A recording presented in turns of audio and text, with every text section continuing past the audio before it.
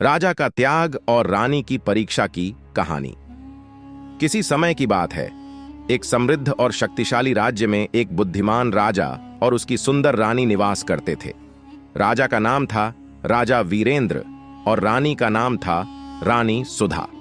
राजा वीरेंद्र अपने राज्य की भलाई के लिए हमेशा प्रयासरत रहते थे और रानी सुधा भी अपनी सुंदरता और बुद्धिमत्ता के लिए जानी जाती थीं। राजा का त्याग। एक दिन राजा वीरेंद्र को एक सपना आया जिसमें देवता ने उन्हें बताया कि उनके राज्य में एक बड़ा संकट आने वाला है।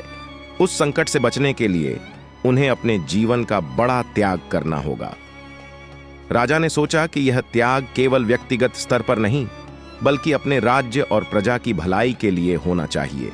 इसलिए उन्होंने अपने सभी ऐश्वर्य और सुखों का त्याग करने का निर्णय लिया। राजा वीरेंद्र ने अपने राज्य को छोड़कर जंगल में जाने का निश्चय किया। उन्होंने अपनी रानी से कहा कि वह अपने साथ नहीं जा सकती क्योंकि उन्हें प्रजा की देखभाल करनी है।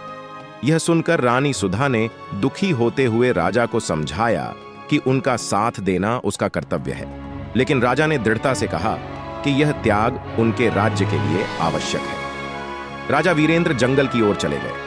रानी सुधा ने अपने पति की अनुपस्थिति में राज्य की जिम्मेदारियों को संभालने का निर्णय लिया, लेकिन राजा वीरेंद्र के त्याग से प्रभावित होकर रानी ने यह ठाना कि वह भी राजा की तरह अपने राज्य की भलाई के लिए कुछ बड़ा करेगी। रानी ने अपने राज्य में एक परीक्षा आयोजित करने का निर्णय लिया ताकि यह जान सके कि उसके लोग राजा की अनुपस्थिति में कितने सक्षम और संगठित हैं।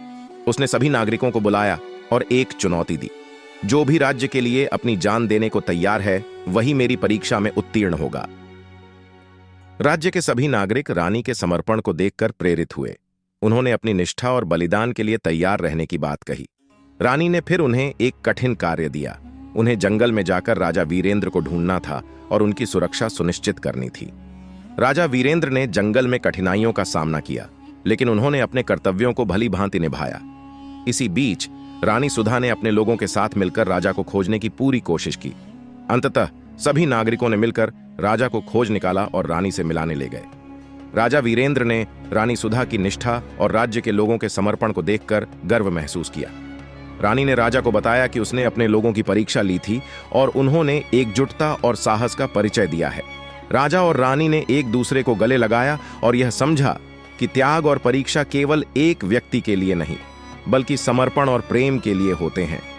इस घटना के बाद राजा और रानी ने मिलकर अपने राज्य को और भी मजबूत बनाया और लोगों के दिलों में अपने कर्तव्य और बलिदान की मिसाल कायम की।